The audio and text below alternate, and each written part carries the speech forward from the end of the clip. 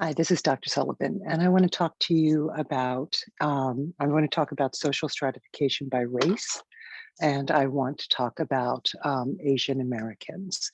So I want to talk about what that journey has been like for them. Oftentimes, Asian Americans right now today face particular discrimination. So each of our people groups are discriminated against differently for those of us who experience discrimination. And that discrimination, that racism, that prejudice and bigotry that comes at us comes in different stereotyped ways. So in regard to those who are Asian or Asian Pacific Islanders, like that Asian American AAPI, right, that background, there has been a particular journey different from other groups, other people groups in the United States. It's important again to recognize in regard to this land that we now call the United States of America, or America, co-opting the term, cutting out Canada, Mexico, Central and South America. But in this place, it's important to recognize again that the land that we are sitting on, it belonged to the indigenous peoples that were here before any European settlers came, right? And so European settlers began to come into this land, the British along the east coast of the United States and what became the initial colonies, the Spanish in Florida and California and Mexico and Central and South America, the French into the area around New Orleans and up through the Mississippi River, up into the Great Lakes region, and then up into Eastern Canada. So there were particular European immigration waves that began, St. Augustine, Florida was very short, was about 100 years after Columbus had landed on the island of, oh, I'm spacing on it now, but had landed on the island that's now the Dominican Republic, I believe. But so he had Hispaniola. He had landed there, and a short time later, the Spanish are in Florida, founding the city of St. Augustine, and the conquistadors are down in Mexico and in Peru, and so just all of that is happening relatively quickly.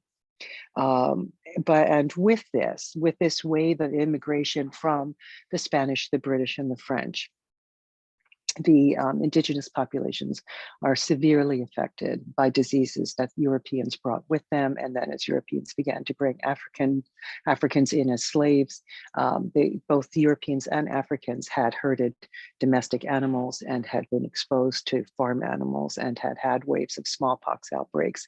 And so they were carriers, but not as severe, but had some immunity. And so when they arrived here, there were no domesticatable animals in the Americas, not from the top to the south bottom of the Americas, and therefore the indigenous populations had none of that immunity, and the diseases that came with the Europeans and with the Africans they brought in as slaves severely affected the indigenous population, causing great numbers of death and causing real weakening in regard to this colonial invasion, the settler colonial invasion that was going on. Also, by the time you get to 1619, there are Africans being brought in, enslaved to Virginia and into the British colonies. And so, so just taking a moment to recognize that this is stolen land and that it was stolen via genocide, and that it was also then built up in part, in large measure, through the unpaid labor of those who were enslaved and brought over through the Middle Passage from Africa, or via the Middle Passage.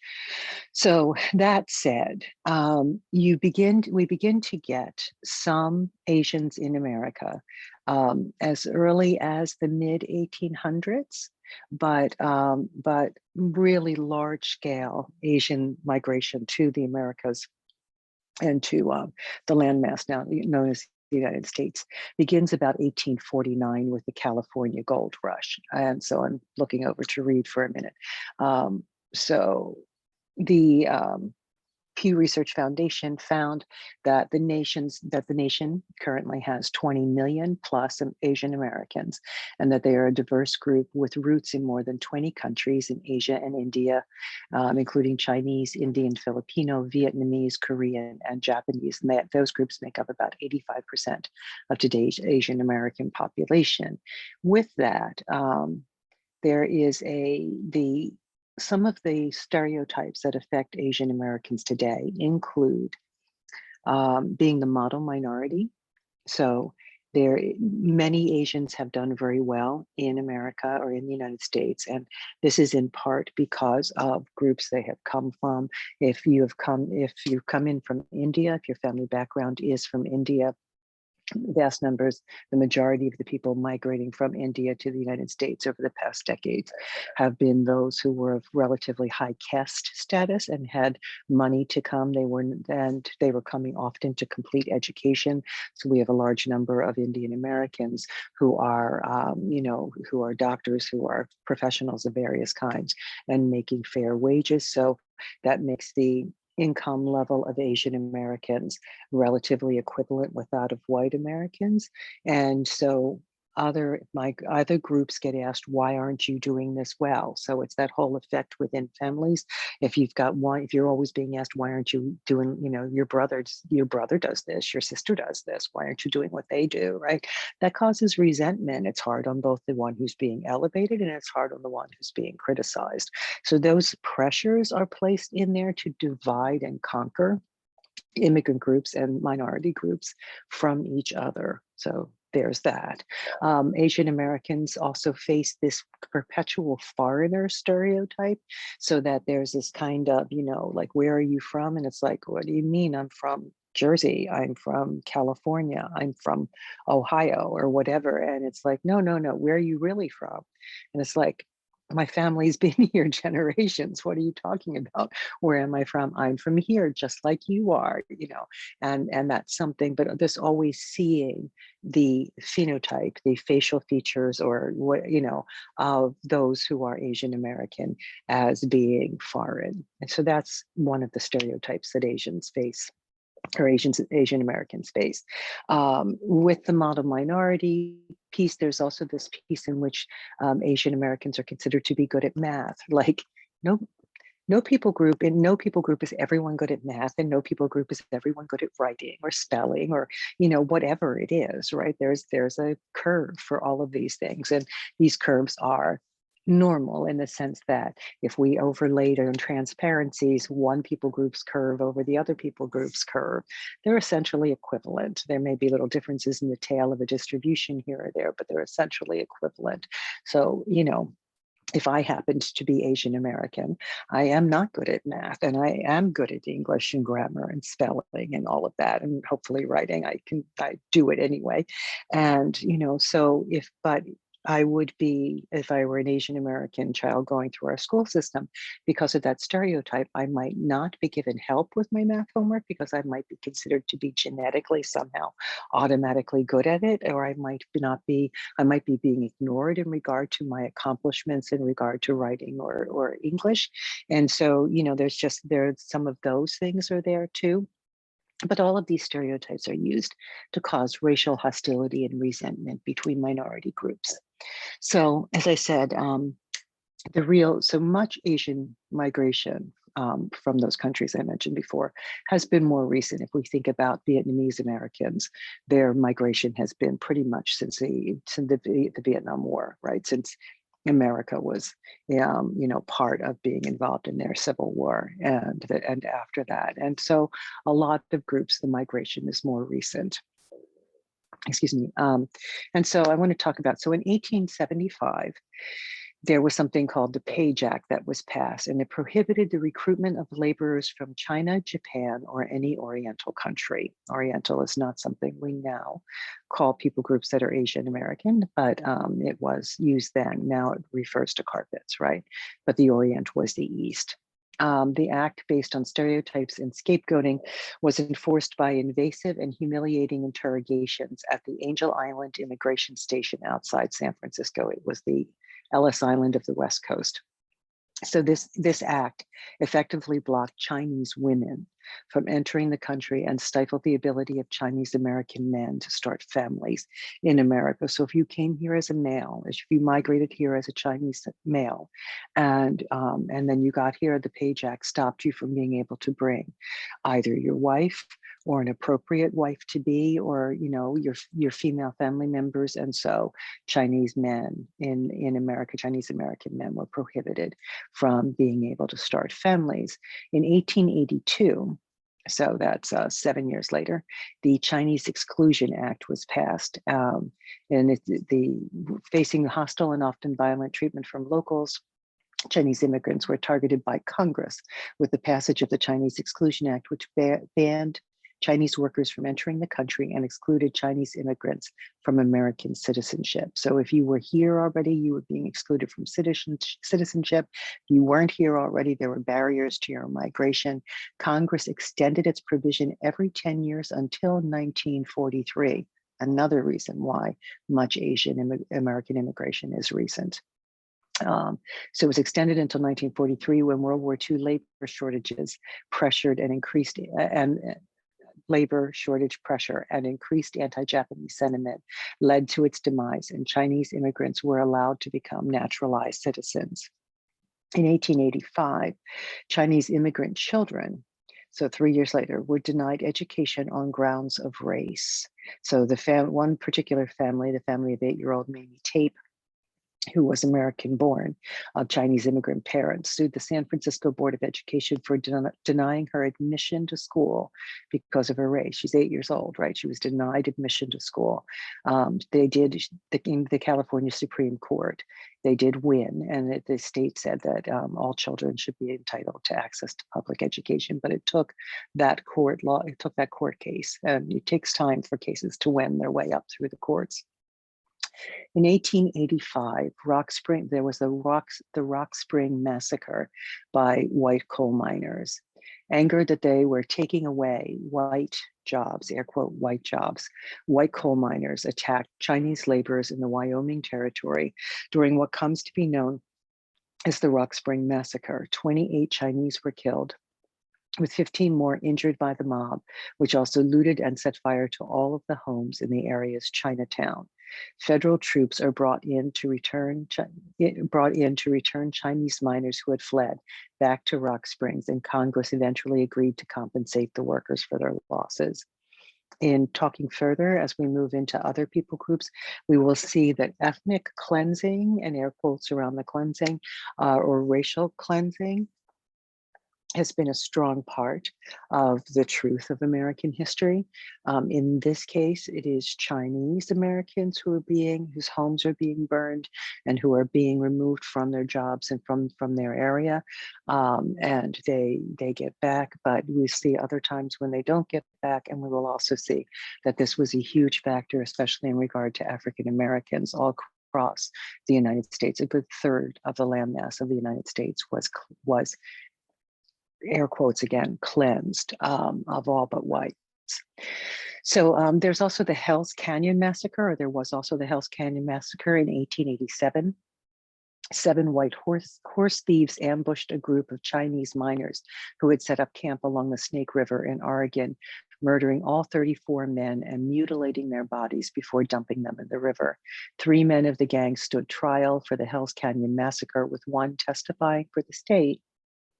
And even though the state had gotten one to testify, all were found not guilty by the all-white jury. If you know the history of African Americans, this is a very common outcome and occurrence even today. It was unusual that Derek Chauvin was found guilty. It's very rare, which is why we were all sweating that, but very common for the murderers of people of color to be found not guilty if the murderers were white and the jury's all white. In 1910, the immigration at Angel Island was opened in California's San Francisco Bay Area. It processed some 100,000 Chinese and 70,000 Japanese over the next 30 years. And it was located 6 miles off San Francisco's coast. And it was a military reserve during the Civil War, and immigrants without proper documentation were quarantined there for days to years in a prison-like environment. According to the National Park Service, it was closed in 1940 and is now a California state park. Nativist immigration laws, and some of this is from Wikipedia, this is during the 1880s and to the 1920s, excluded various Asian groups, eventually prohibiting almost all Asian American immigration to the continent, or Asian immigration to the continental United States.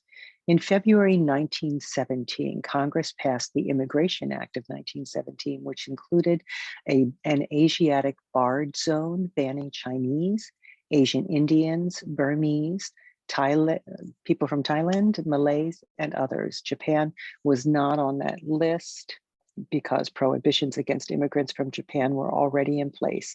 As for the Philippines, which is was or is a U.S. territory. It was one then anyway. 1924, the Johnson-Reed Immigration Act, the Asian Exclusion Act, and the National Origins Act prevented immigration from Asia, set quotas on the number of immigrants from the Eastern Hemisphere, and provided funding and an enforcement mechanism to carry out the long-standing ban on other immigrants. In 1941, on December 7th, 1941, the Japanese bombed Pearl Harbor.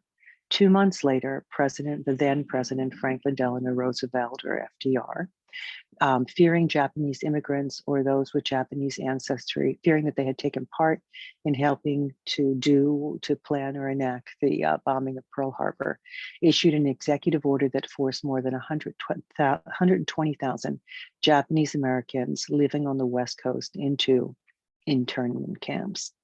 They put Japanese American citizens in concentration camps. This is World War II. They did not, at that time, put German Americans into internment camps. There was some putting of Germans into camps around World War I, but not in World War II. In this case, they incarcerated over 120,000 Japanese Americans. According to the National Archives, approximately 70,000 of those were US citizens. So you had multiple generations, right? They took whole families, put them into camps. And so maybe the grandparents were immigrants, the parents were born in America, the children born in America, or some variation thereof. But 70,000 of the 120,000, so more than half, yeah, more than half, were citizens. And no charges were made against any of them. None of them had done anything wrong. In the suspicion of them, no charges were filed, no guilt was found. Most lost their homes, businesses, and belongings, and were held until the war ended. In 1988, Ronald Reagan signed a law apologizing for the civil liberty and justice that was enacted upon Japanese American US citizens, with the order to pay $20,000 to each person who had been incarcerated. So in light of that, if you think about this for a moment, you're American born, you're a citizen of the United States, and the government shows up with military people and rifles and tells you you've got 20 minutes to grab some stuff and come. And you grab a suitcase, throw something, well, they posted the order a few days before, and they show up, and now you've got a suitcase and some babies, and you are leaving this place, and you are being put on trains and herded just, as the Jews were, but you weren't being herded to death camps. You were being herded, however, into concentration camps with barbed wire and armed soldiers with rifles trained on you day and night. And when it was over, when the war was over and they opened the camps, when you went home, somebody'd moved into your house. Somebody'd moved in and taken over your business or put another business in your business location. You never got your stuff back, right? Your house, your belongings, your furniture, your clothing, your grandma's antique things, all of it gone, right? Never to be, you had to start from scratch, no matter how old you were, no matter whether you were 20 or 50 or 70, you had to start over with nothing. The fact is, actually, many people stayed in the camps for months longer than when they were allowed to leave because there was nowhere to return to. They'd also been taken 1,000 miles from home or 600 miles from the West Coast. They were taken to different camps around the country, and many, so in very unfamiliar terrain. So, no chance to escape under armed guard with barbed wire and far, far away from home. Advances in labor rights. In 1965, facing the threat of pay cuts and demanding improved working conditions, the Agricultural Workers Organizing Committee, made up mostly of Filipino farm workers, began the 5-year-long Delano grape strike in California that prompted a global grape boycott led by Filipino American, I'm going to butcher his name, my apologies, Larry Itliong. Well, it's Itliong. The workers are soon joined by Cesar Chavez and Latino workers and Dolores Huerta, who was co-founder of that part of the union. And the two unions ultimately joined to form the United Farm Workers. And they boycotted grapes, they boycotted lettuce at various points. They were working together, Filipino and Latinx Americans, working together for the rights of those who were working in the fields for farm workers. Still an ongoing issue. Many issues of concern still for those who pick our produce and tend our farms around the country. Very underpaid, very not provided sufficient facilities in general. In 1965, President Lyndon B. Johnson signed the Immigration and Nationality Act, also known as the Hart-Celler Act, HART -CELLER. It put an end to immigration policies based on ethnicity and race and national origin quota systems, resulting in a wave of Asian immigrants who had been barred from entry. So that's why I say much of our Asian American immigration has been recent. It's 1965 when the barriers are actually removed. So basically they're in place almost 100 years, right? Certainly 80. In March of 1979, Jimmy Carter proclaimed a week in May to be Asian Pacific American Heritage Week. It was continued by Reagan and George H.W. Bush, or Papa Bush. In 1990, Papa Bush broadened the observance to cover the month of May, so that May became, this is the last day of May, by the way. So it's the last day of Asian American Pacific Islander. AAPI, though, Heritage Month. And May is chosen in honor of the first official Japanese immigrants' arrival in the United States on May 7th, 1843. And May 10th, 1869 marks the completion of the Transcontinental Railroad, much of which was built by Asian American labor. So Asian Americans were those dynamiting mountains and digging the space to lay railroad trail through the Rocky Mountains, really tall mountains, not like my East Coast mountains, which are little foothills next to those Rockies, but through the Rocky Mountains and across, across the plains and the deserts. It was Asian American labor that did a lot of that. The Irish were doing a lot of work on the eastern coast part, and then the two pieces of the Transcontinental Railroad met in the middle. Large part of that Asian American labor. 1982, in June of 82, 4 days after being held down and beaten in the head with a baseball bat by two white auto workers in Detroit, hate crimes victim Vincent Chin dies. The Chinese American and his friends were confronted during his bachelor party by Ronald Ebens and his stepson, Michael Nitz, who, according to witnesses, blamed their unemployment on the right of Japanese car imports. 1982, a lot of messages by American, and Ebens and Nitz, convicted of manslaughter and a plea deal, were sentenced to 3 years probation and a $3,000 fine with no jail time. They committed murder. They beat him to death with a baseball bat. And they got, $3,000 and no jail time. The verdict, called a license to kill, provided you for $3,000, provided you have a steady job or a student, and the victim is Chinese, according to Qin Yi, president of the Detroit Chinese Welfare Council, led to protest and outrage in the Asian American community. Jumping in time, on January 20th, 2021, Vice President Kamala D. Harris was sworn in as the first female, first Black, and first Asian American Vice President of the United States. Serving, there were a handful of senators and House of Representatives people in the middle. Serving with President Joe Biden, the former US Senator is the daughter of an Indian mother and a Jamaican father, and she was US born and a US citizen, and is sworn in and is sworn in by US Supreme Court Justice Elena Sotomayor, the first female Latinx justice of the Supreme Court. In the US, 5.6% of the US population is Asian American. Let that sink in. 5.6%. It's really small.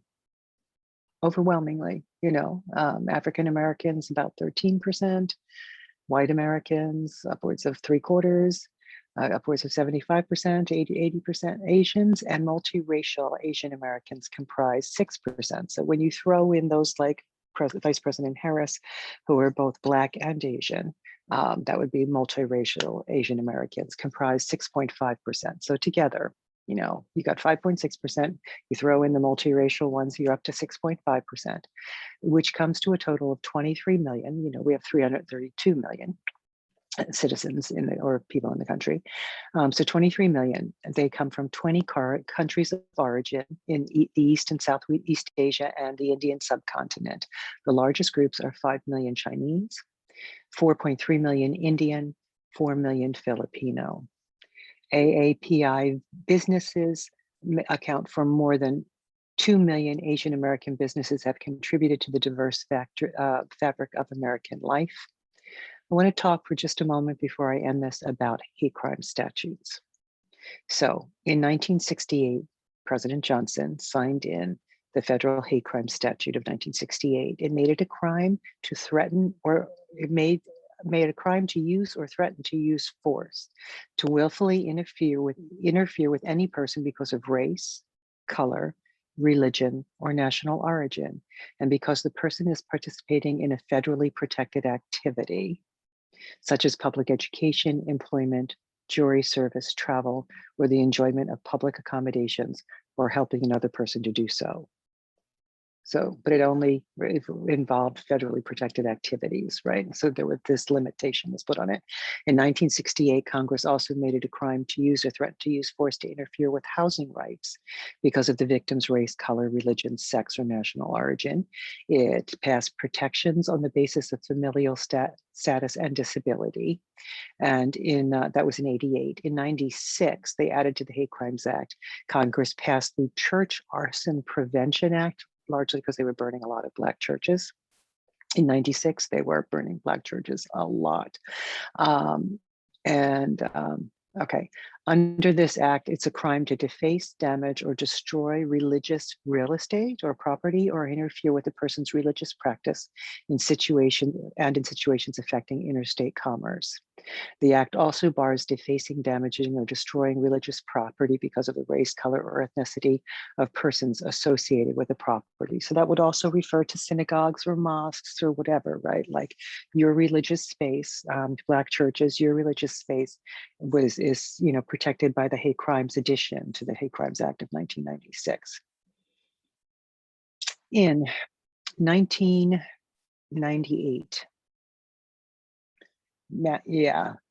gonna sell me. Matthew Shepard and James Byrd Jr. were killed in the late summer and the fall of 1998. Matthew Shepard was a young white gay male, approximately 21 years old, student at the University of Wyoming, Laramie. He was taken by two other white men who found out he was gay because one of their girlfriends had seen him going into a gay straight alliance meeting at the college campus. So knowing he was gay, they got him somehow into their truck and they took him out into the prairie and they beat him until they left him for dead, but he was brain dead. When he was found, he was covered in blood from head to toe. The only place not covered in blood was the tracks of his tears on his face. Um, when gotten to the hospital, he was found propped up against a prairie fence in a relatively crucifixion-like, not identical, but in a sort of scene like that. Took him to the hospital. He was found to be brain dead. His parents were brought in and had to make the decision to unplug him. James Byrd Jr., the same window of time there within months of each other, and forgive me for forgetting which one was first, but James Byrd Jr., James Byrd might have been first, but James Byrd Jr. was walking home and not quite that young, but not an old man. I think he was in his 30s or early 40s, but he was walking home. He was somehow, we only have the murderer's word for how. Somehow he ended up in a truck with I think there were 3 white men in that truck. 2 of them were convicted of his murder. And somehow he was gotten into the truck. At some point, they got out into the woods. He was chosen at random, and he was chosen because they were trying to jump into a neo-Nazi group. They wanted to prove themselves to an alt-right neo-Nazi group as worthy of membership. And so they got him. Forgive me, but they pulled his pants down. I've seen a display by Amnesty International that showed implements of and told the tales of torture across time. They began somewhere at least with the Roman crucifixions, and went up until the present day use of waterboarding and tasers and other implements of torture. But in the history of torture, sexual assault and sexual violation of women was common, but sexual violation in torture of white men is very uncommon. However, not if you're a man of color. So if you remember some of the things that happened at Guantanamo or happened at Abu Ghraib under the George Jr. The regime in that period of time, the waterboarding and the torture of those arrested without necessarily evidence or charges ever being brought. But in regard to the war in Iraq, in regard to Afghanistan, there were men swept from their homes and taken as enemy insurgents and held for years. Some of them may still be there. And in the pictures escaped of some of the people some of the prisoners guarding them released pictures of themselves, took photos of themselves, tormenting these men, torturing them. And so there are pictures of naked Muslim Iraqi men with their heads covered with cloth bags of some kind and wires attached to them for electrocution or torturing them in that way, not killing them all the way, but torturing them. And there were stories of ways in which they were sexually taunted or harmed, and so pantsing and or having female underwear put over their heads. I mean, things that just were not going to, be okay culturally, we're not going to be okay religiously, and we're part of shaming and humiliating them and perhaps causing them pain in sexual ways. So also, in the case of James Byrd Jr., so his pants were pulled down. Also, that's also a factor in the history of lynching, which we're not covering at this moment. But the history of lynching of African Americans involves a large amount of sexual humiliation, degradation, or torture in regard to Black men or Black women. But so in this case, James Byrd Jr., as an African-American man, had his pants pulled down. He was tied with metal chain link fence by his ankles to the back of this pickup truck. And forgive me for being graphic, so trigger warning, but the truth is real. And he was dragged for a couple of miles, and they drove the truck you could tell from the tire marks, in a zigzag pattern down this country road to swing him from side to side. The forensic evidence is that he was alive until the very end, and because he was doing things to try to protect the back of his head or his spine from the damage of the asphalt. And so There's the flesh is torn away from the base of his spine, from the asphalt and the back of his head and his hands. And at some point, as they're swinging him with the zigzag pattern, he's flung off the road, and he is decapitated. His head and one of his shoulders were cut off by a metal pipe that was extending out of an open-ended metal pipe sticking out of the ground. And then they dragged the remains of his body and dumped him outside of a Black church.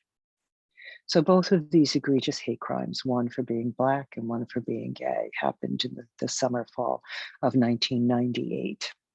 President Clinton was then in office. There was national mourning. There were candlelight vigils. Many people didn't remember James Byrd's name, though. He got called the Black guy who got dragged to death in Texas a whole lot in that window of time. But both of them, there was a fight then that began to update the Hate Crimes Act that existed and to insist that these were hate crime murders. The difference in a hate crime murder is that if somebody who knows somebody kills the other person, they might be, I mean, it might be a fight, right? It might be it might be some sort of animosity between two individuals who know each other for not reasons of minority group status of any kind, not for how you're embodied, right?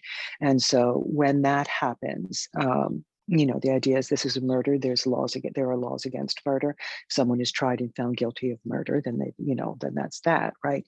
Derek Chauvin was tried for second-degree murder of George Floyd. I don't believe he was properly tried, I don't believe he was properly charged. He actually committed a hate crime in every definition of the term, and he committed a lynching because it was an extrajudicial killing. George Floyd had not been booked. He hadn't been duly arrested, taken to the station, booked, tried by a judge or jury, and convicted and found guilty. Whether or not he knew or was passing a Confederate $20 bill, knew it or not. I mean, you and I may have passed Confederate, forged bills, improper bills at any Confederate's not the right word, is it? But counterfeit. That may happen anytime. I could get change at a store and I take it to the next store and I'm using it. I'm not holding it up to the light with a funny pen. I have no idea, right? And so whether or not that was counterfeit and whether or not he knew it, or really, like, nobody knows, right? And even if, and he did not have a printing press in his house to make money, but even if he did, it's still not a charge for which one gets the death penalty. Right. So anyway, hate crimes. So the difference. So we began to argue those those fighting in regard to this, in regard to the random murder of this Black man and the random murder, presumably near random murder of Matthew Shepard. Both of them were killed for their category, for their minority group status. And when you kill somebody for a reason like that, you send a message to the entire community that they represent. It's a representative murder, right? It wasn't that these guys knew Matthew Shepard and had a beef with him. These guys didn't know James Byrd Jr., his murderers.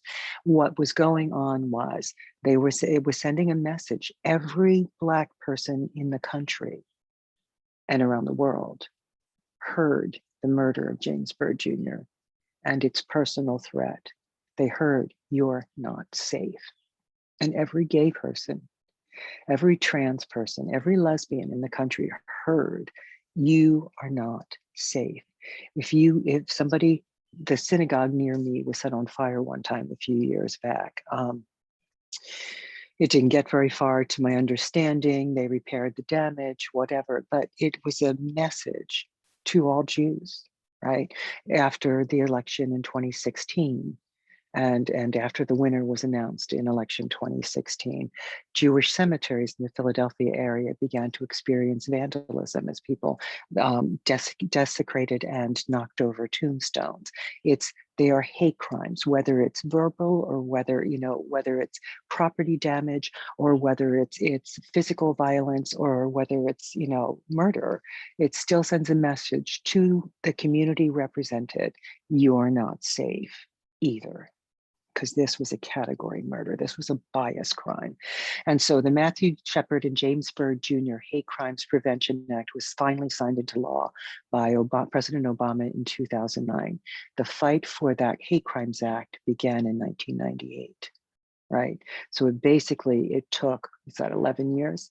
It took 10 and a half, 11 years, whatever that, and for it to be signed into law. And it is an American act of Congress passed on October 22nd, signed into law on October 28th. And it was a rider to the National Defense Authorization Act for 2010. The measure expanded the 1968 United States federal hate crime law to include hate crimes motivated by a victim's actual or perceived gender, sexual orientation, gender identity, or disability, or race, removes in the case of hate crimes and removes in the case of hate crimes related to the race, color, religion, or national origin of the victim, the prerequisite that the victim be engaging in a federally protected activity like voting or going to school. James Byrd Jr. walking home was not engaged in a federally protected activity. So this expanded the Hate Crimes Act to cover walking home, right? And gave federal authorities greater ability to engage in hate crime investigations that local authorities choose not to pursue. When someone is harmed in a hate crime, local authorities can they can go, oh, it was just a plain old murder. It wasn't a hate crimes murder, and not write it down as a hate crime. So they're supposed to report. There's an FBI Statistics Act. They're supposed to be reporting hate crimes to the FBI. This law gave the FBI opportunity to come in and investigate further if local officials went and dismissed it. But there's some level of local reporting still necessary to start all of those processes going, right? But with that, it expanded that. So now we come to now, and we're back to speaking about Asian Americans. So AAPI people in the United States. Since the start of the pandemic in 2020, so much naming of the disease was put to China. So the 1918-1920 flu influenza pandemic became known as the Spanish flu. Not because it originated in Spain, but because during World War I, Spain was the nation with the most accurate reporting, not stopping its journalists. Other nations, including England and France and the United States, were tamping down and making their reports false. They were misreporting the data, the numbers on purpose. Spain was reporting accurately, so it looked like it was out of control in Spain and under control other places. It was out of control everywhere, and it most probably started in the United States in a military base in Kansas. So that got labeled the Spanish flu. This got called all sorts of racist things, including the China virus and more that but got called by the name of the city where it appeared to be first identified in Wuhan. It's been called a number of other things that I won't, what they were. And in that, there has been a rise in violence perpetrated against those visually perceived to be Asian, right? So, but a lot of it has involved elders. A lot of it has been like, there's a 70-year-old grandfather who goes out for the morning paper and he gets attacked and knocked down and killed, right? Gets slammed into the sidewalk or gets beaten. Woman, video footage has, there was a video footage of a Chinese woman walking down a sidewalk in New York City, wearing her mask and walking to wherever she was going, work or whatever. And you see the film footage is from a security camera from inside some sort of an open storefront, or I don't even know if it's a store or a business of some sort, but there are two men standing in this lobby at least, and the camera is looking out, and you see a large man attack this smaller Chinese woman or Asian looking woman, knock her to the ground, and he's beating her and he's kicking her and he's stomping her. And these large men inside this store stand there and watch. And when he gives her a final kick and he walks away, they walk over and close their door, leaving her on the sidewalk without calling for help, right? Others, two elderly Chinese women, I think they were elderly, waiting at a bus stop. Man comes up and begins to stab them in the neck and back and shoulders, right? Just happening. There's been this large rise in anti-AAPI hate crimes. So In 2019, there were a reported 7,314 hate crime incidents involving 8,559 offenses. Of the bias incidents reported in 2019, so these the FBI statistics, 55.8 to 57.6%, depends on whether it was a single perpetrator or more than one perpetrator, but this range of about 56 to 57% were motivated by a race, ethnicity, or ancestry bias. Okay? These hate crimes against AAPI people are race-based. So are hate crimes against African Americans and Latinx people, and right, so they're race-based hate crimes.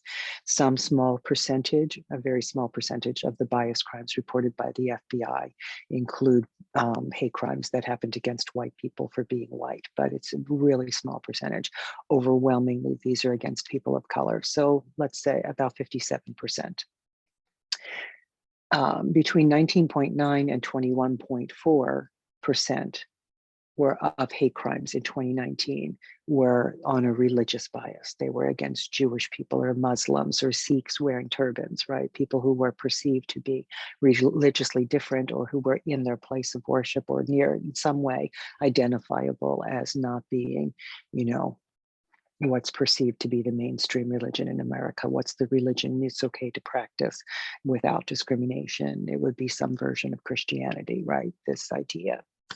It is not, our founders were not by any means all Christian, and they intentionally founded a nation that did not allow the state to establish a religion or prohibit the free exercise of religion. So it is intentionally a country founded with a separation of church and state, meant to allow you to practice whatever religion you are. But there are hate crimes for religious bias. About 20% of hate crimes are on the grounds of religion. 16.8% of hate crimes are on the grounds of perceived or known sexual orientation.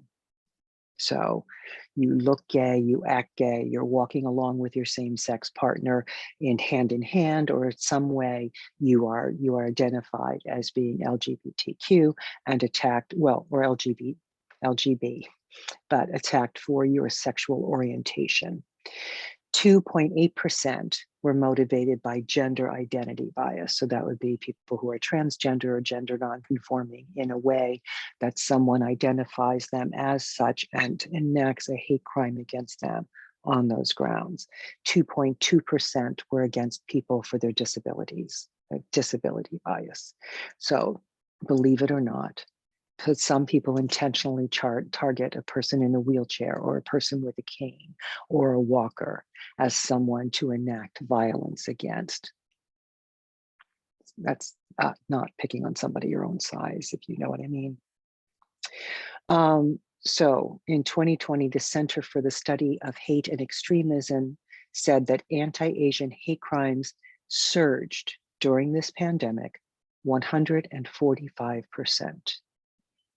So they have gone up in this past year and a quarter, 145%, while overall hate crimes dropped 6% in the same year, probably because we were mostly on lockdown. But overall hate crimes dropped, but anti-Asian hate crimes surged, went up by 145%. So on May 20th, yes, on 5/20, this is 5/30, so 10 days ago, President Biden, Congress passed and President Biden signed into law the COVID-19 Hate Crimes Act. So following the spread of COVID-19 in 2020, there's been a dramatic increase in hate crimes and violence against Asian Americans and Pacific Islanders. There were nearly 3,800 reported cases of anti-Asian discrimination and incidents related to COVID-19 between March 19th, 2020 and February 28, 2021. So they're basically doing 12 months there. They're not doing the 14 or 15 months that we're at. So in those 12 months, and they happened in all 50 states and the District of Columbia. During this time frame, race has been cited as the primary reason for discrimination, making up over 90% of these incidents. Roughly 30% of these incidents took place at a business. And in the midst of this alarming surge in anti-Asian hate crimes and incidents, a shooter murdered the following 8 people, murdered 8 people in the Atlanta, Georgia region, 7 of whom were women and 6 of whom were women of Asian descent. So this is really egregious that we are a nation in which we hate, that we are a nation in which we commit crimes based on that bias and that hatred, that we are a nation with like 58, 59% of hate crimes on the basis of race. And then, we have all of these hate crimes based on religion and then sexual orientation and gender identity and disability status. It's overwhelming. And so it was absolutely right and just that the government act in regard to this 145% surge of violence against Asian Americans and Pacific Islanders, who are, these are Americans, these are American citizens, or they are recent immigrants in the process of, documentation or wherever they're at, but overwhelmingly they are citizens. And even if someone's not a citizen, there's no reason to kill, there's no reason to hate. If you are perhaps thinking that perhaps this was created in a lab, okay, so early on, a year and a quarter ago, all of the scientists were saying it was, I think the word is zoonotic, but it was spread from animal to human, probably bat to something else to human. That has been the overwhelming consensus. In the past few weeks, the past month or two, there are those, including Dr. Redfield, yeah, I think he's Field, and I don't think it's Redmond, I think it's Redfield, but he and Dr. Fauci, a number of people have said, okay, we need to investigate the origin further. I believe people in the World Health Organization are also saying we should investigate the origins further. Even if someone does find out that it was in a lab, whether lab created or being worked on in a lab, and that there was a spread from the lab, even if they find that lab was in Wuhan, China, that does not tell us there was anything intentional about the spread, if that happened, right? Or about its leak. If it were found, even if it were found that it was an intentional release, which has not in any way been proven or shown, and no one who wants to investigate is even really going there. Some people are saying, were they working on a virus like this? Were they working on this in the lab? Presumably for the purpose of prevention and of, finding ways to fight things. So the vaccine, I don't know if you saw, but Dr. Kizmikia Corbett, or Dr. Kizzy Corbett, Corbett, she was interviewed by Lawrence O'Donnell. She is the African-American female head of the NIH team, which created the Moderna vaccine. And she was asked, people were like, how did this happen so quickly? How did you come up with this vaccine so quickly? She said, it wasn't quick. We've been working for decades on, and she's relatively young, but the NIH has been working for decades, and however long she's been on the team, she's, probably old enough to have been working there 20 years, but, looking young, but she was like, we've been working on this. We've been creating this vaccine, all that we were working on it for SARS. We were working on it for this and that, and the other thing. And we had the mRNA technology, which is not DNA and does not alter your DNA. It's a way to put the virus protein into a fat globule, into a lipid, and put that into a muscle. And the reason it needs to be in the fat globule is it takes a little while for the body to digest that fat piece of tiny little ball of fat down, so that your body has time to mount defenses against it, right? So it's a different mechanism of delivery than the Johnson & Johnson or the regular flu vaccine, which also were not created with stem cells. That's false information. But so over here, no suggestion that Moderna or Pfizer had anything to do with stem cells, and neither did Johnson & Johnson, though that suggestion was made, I think, by the Vatican. But over here, okay, so they created this as in they can, as far as they know, they can put any virus's protein into this mechanism and deliver it and have a viable vaccine. So the minute it was, whatever you call it, isolated, I guess, when they isolated the COVID-19 virus, they were immediately able, she said, over the weekend, she said, as soon as she found out they had this, she knew over the weekend they went in and they made the Moderna vaccine because the other work was already done, right? And the Moderna one doesn't have to be refrigerated as extremely as the Pfizer, so it made for good release, whatever. But with that, they're confident, absolutely confident, that it's 94% or better effective in preventing illness or severe illness or hospitalization, and certainly in preventing death, right? The Pfizer vaccine being given to 12 to 16-year-olds was found to be 100% effective in the test group that took the trial for the Pfizer vaccine that were 12 to 16. And those of us 16 and older, if you've gotten Pfizer, you've gotten Moderna, you're highly immune. You're immune against the Italian variant, which was the one that swept through the United States from March through January of 2021, and also against the UK variant, which is now what's all over this region of northeastern United States and most of the United States. It's the UK variant, which is much more contagious than the original variant, and then that Indian variant, if it is here, it is not predominant, but if it predominates, then this is, the efficacy drops down from 94% to something in the 80% range, but it's still way, way, way better than not being vaccinated. But if the India variant takes hold, we should even vaccinated be a little more careful. But right now, with 2 doses of the vaccine, 2 weeks after your second dose, you're really good. And we're highly unlikely to get anything. I know people who are afraid to take the vaccine and they'd rather trust the virus. I was checking the statistics earlier today, and actually the statistics are that, where is it? Give me just a second.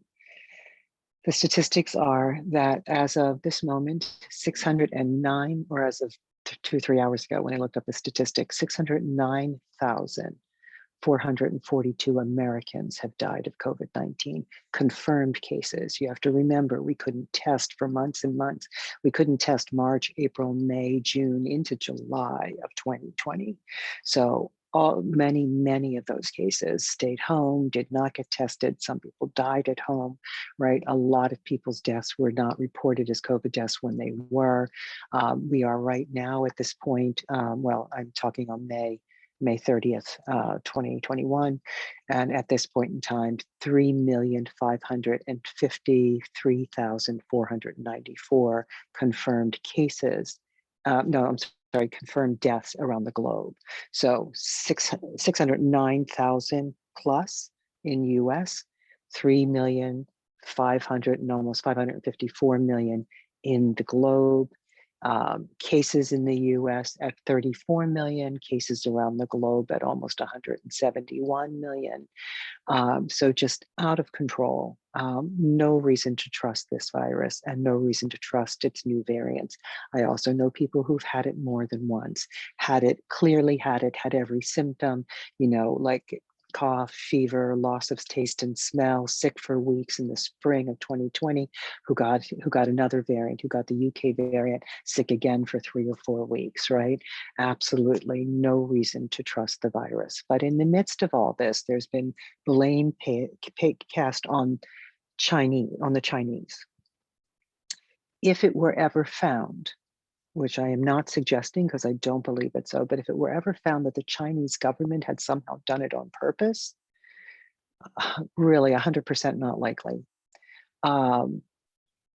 It would have nothing to do with your fellow citizen who happens to be Asian American, Pacific Islander, even Chinese American, right? Just as with the Japanese American internment in the 1940s.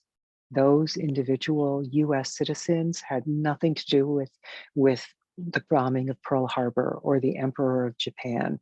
They were US citizens, every bit as much as an Italian American was a US citizen, or a German American, or an Irish American, right? Absolutely all of us, unless you're 100% indigenous, 100% North American, Native American, right? Unless you're 100% Native American, some part of you is immigrant.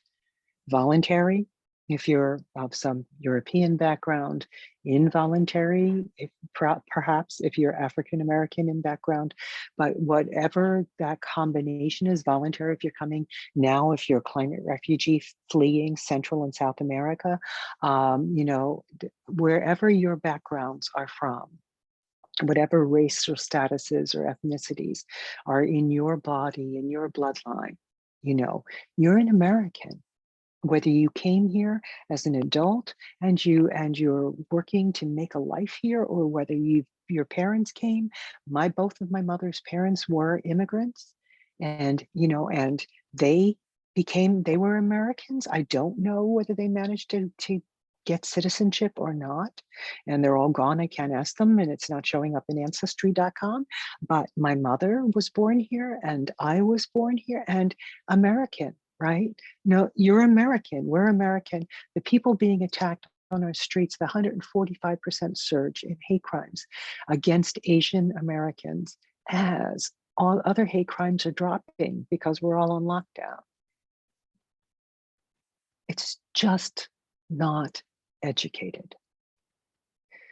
So, as you think about hate crimes and as you think about racial stratification, understanding that while there's this factor of trying to raise jealousy against some Asian Americans who happen to be doing well financially, there are other groups of Asian Americans that are struggling financially, and that are we're of all sorts of socioeconomic class statuses are represented by AAPI people. And that's also no reason to commit hate crimes. It's no reason to be jealous. It's no reason to be angry. It's no reason to attack. And this is not the Chinese virus. Wherever it started from, the strain that swept the United States was not the strain from China. The strain that swept the United States was an Italian strain. That's what came here in March of 2020 through, airplane travel, right? A lot of it coming into New York City or Philadelphia International. A lot of it from people who'd just been on vacation in Italy, and they brought it back. And that's the variant that ran through this country, killing most of these 600,000 people. At least 500,000 of them were under that first variant. The British variants all over as I speak now. There's an India variant, a Brazilian variant, and a South African variant that I'm aware of that are also in the United States, but not predominant at present. Each of them in the India variant is the UK variant. It was known to be 50 to 70% more infectious than the Italian variant. So for all those deaths and all those cases, the one here now is easier to catch, and the one from India is 70-some% easier to catch than that one. Do not presume, if you're not vaccinated, that you're safe to be not vaccinated because you've been safe thus far. Do your due diligence, but also recognize hate crimes do not belong in a civilized democracy that is supposed to have liberty and justice for all, is supposed to have a separation of church and state, and with that is also supposed to be, you remember that melting pot rhetoric? No, these are not, if you're a white American, your jobs are not being taken by immigrant peoples. If somebody's Chinese or Asian American and they've been here for generations, that every opportunity you're entitled to, I'm presuming for the moment you're not AAPI, every opportunity you're entitled to, so is every other citizen. And anybody else, anybody here who can work to get that. But overwhelmingly in the rhetoric about immigrants taking our, air quotes, our jobs, most immigrants are like my grandparents, doing very underpaid, very menial jobs as they work really hard to pull themselves up. I know people who are doctors and lawyers, and they're sending countries who end up driving Uber. right? It's just when you switch nations, it's a whole crapshoot, and you got to roll the dice, and they're not likely to take your credentials from before, and you start often at the bottom. And so this is false raising of racial bias, of separating, of dividing to conquer. And there's a very small percentage at the top of this food chain, a very small percentage of the less than 1% who are the mega rich who benefit from you and I fighting with each other. Don't get suckered into it. This virus is affecting all of humanity, and wherever it came from.